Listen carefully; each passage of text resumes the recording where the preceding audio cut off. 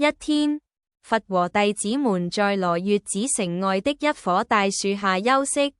有一位新出家的比丘名叫見正，心裏正在琢磨一個問題：佛說人死有後世，為什麼不見有人回來報告呢？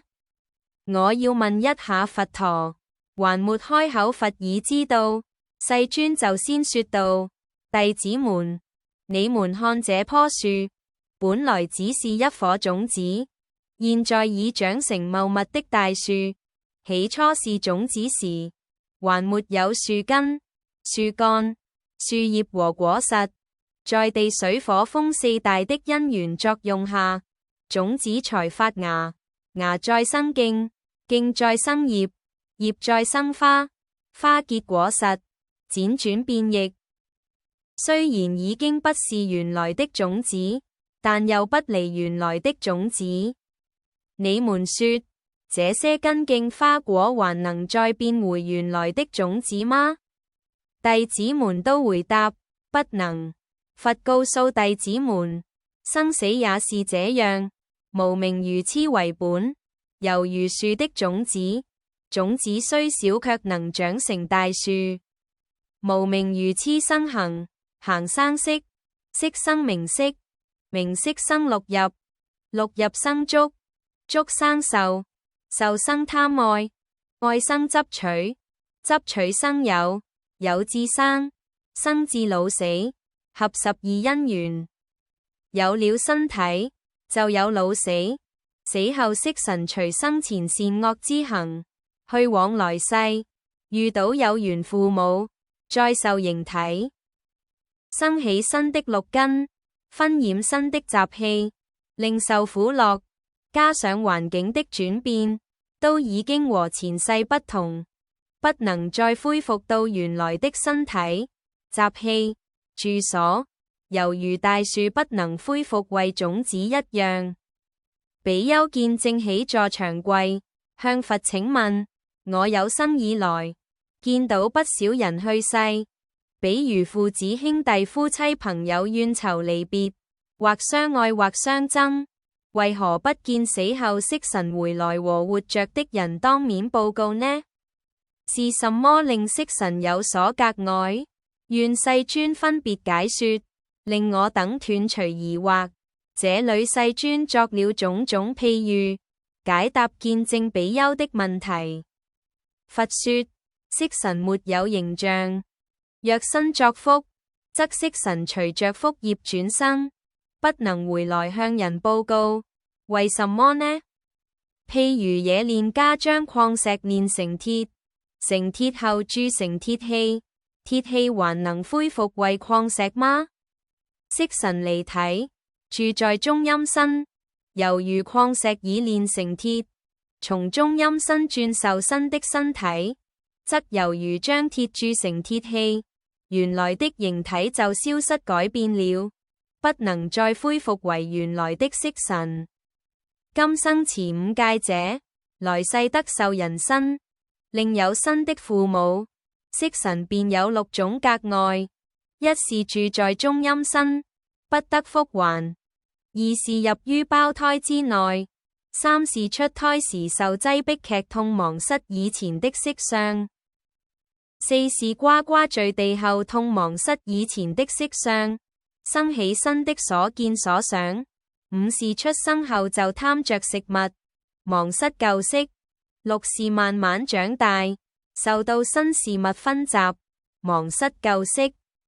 譬如商人周遊四方各國，如果心裏只想着其中一方，就不會想到其餘三方。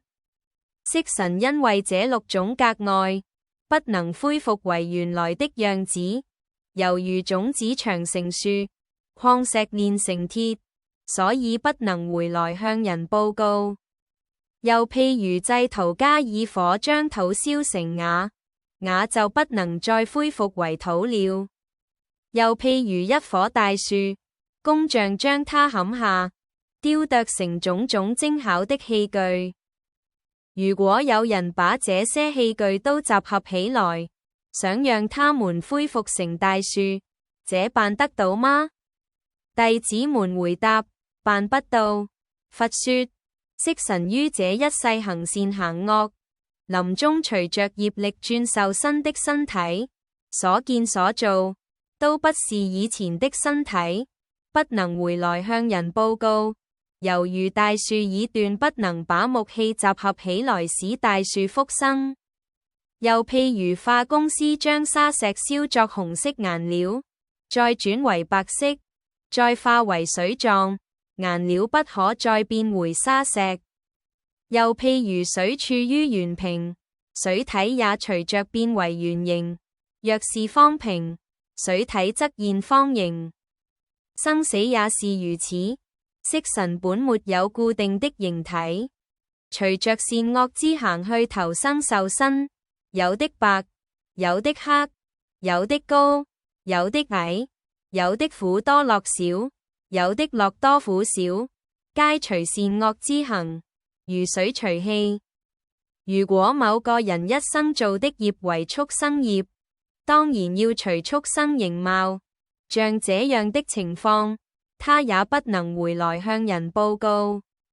譬如腹肉，生在肚中，沒有叫聲，沒有語譯，但他一得到生成條件，便蛻變成蟬了。這蟬便飛行着樹，鳴叫不休，能把它放進土裏，使它還原成腹肉，能成嗎？諸弟子回答：不可能。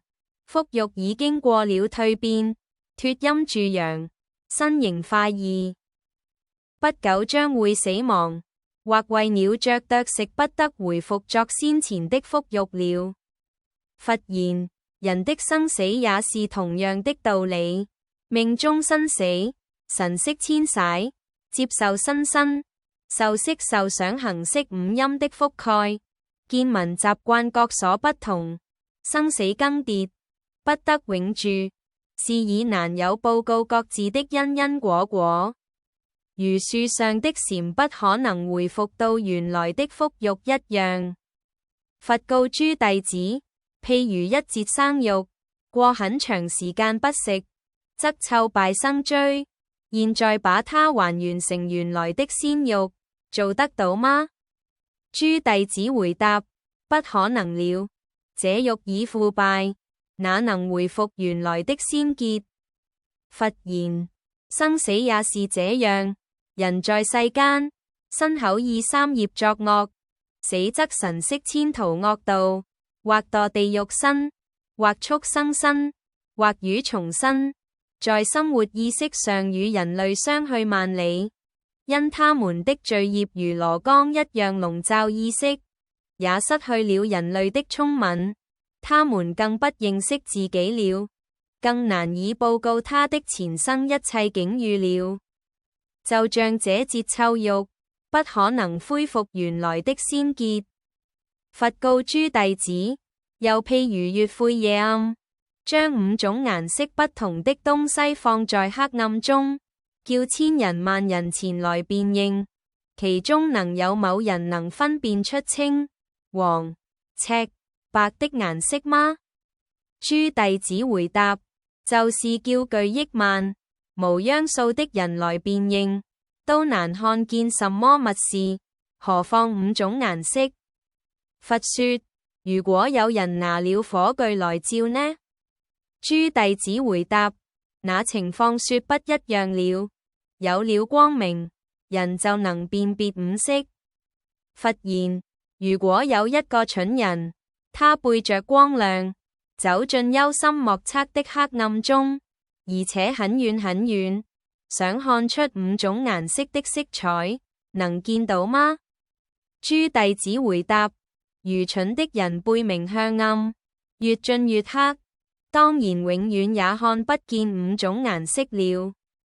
佛告諸弟子：人的生死也一樣，一切百姓、空行、淵飛遠動之旅，已經品形壽命，都是由顛倒妄想所造成的幽暗。沒有修道的善行，不修身養性，未得慧眼，就想了知神識生死的趣向，就想知道陰陽二路的真實報告。當然如月晦黑夜中去辨別五色一樣，終歸是徒勞無益的。如果依教奉行，堅持戒律，修37道品，攝身正念，清淨梵行，就如同跟隨拿了火炬的人，自然就能見到五色。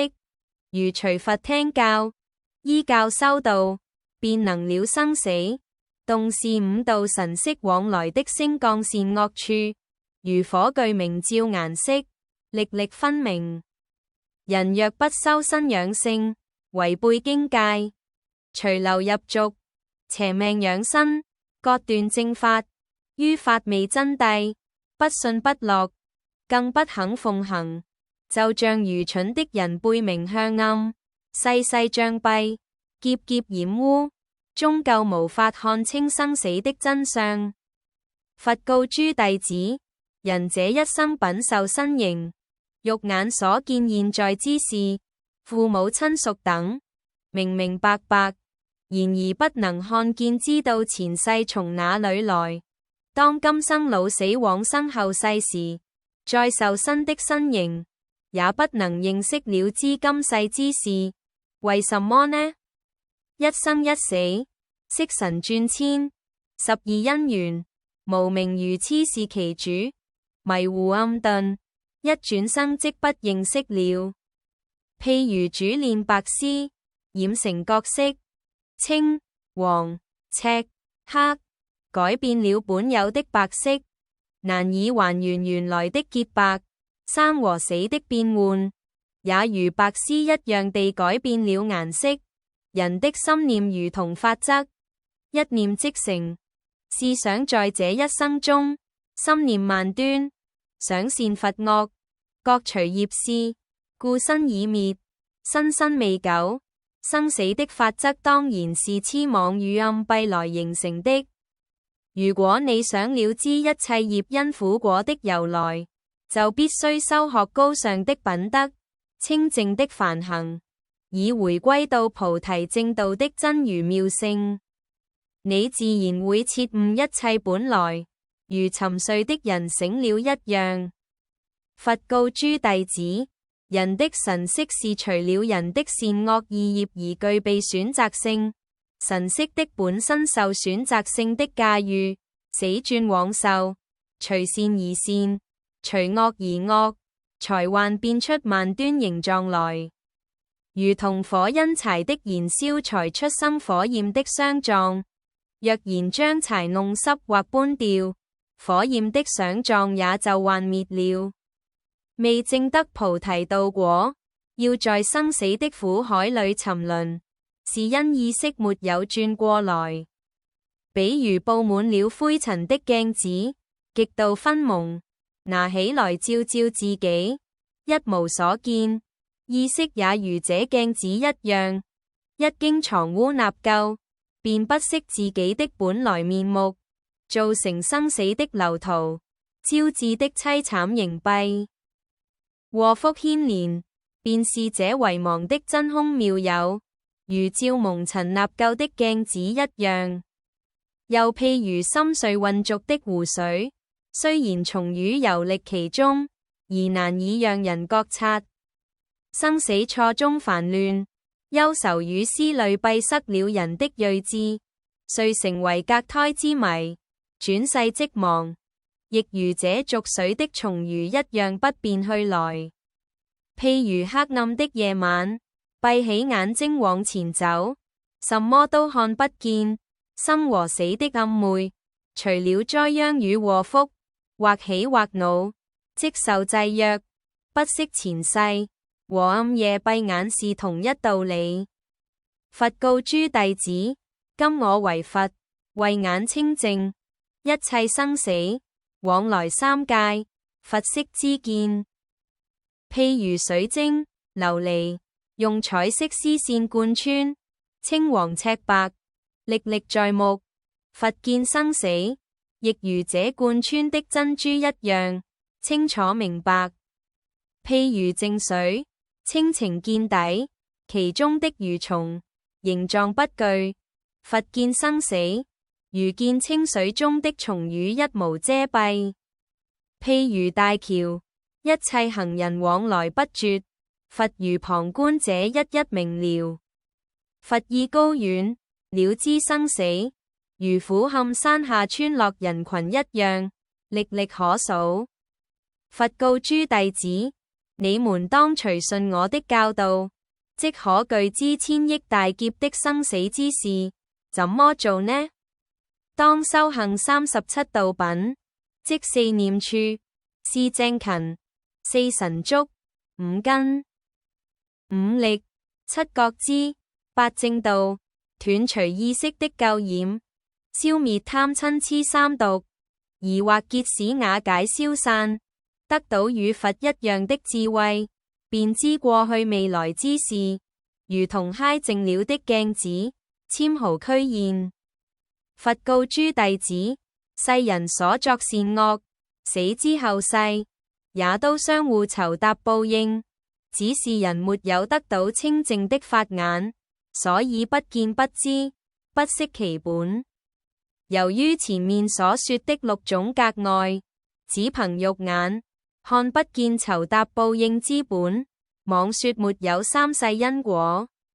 未得道者，常作俗畏之行，為愚癡所沒，生死轉化，身受身形，肉眼不識。離開舊的身體繫縛於新的身體，為生老病死四痛所擾亂，終究無法得知神識除善惡之行所受之業報。現世之人或受福，或受殃，或相連，或相爭，這些就是宿世所作善惡之行酬答報應的驗證。因為沒有得到清淨法眼，所以不見不知。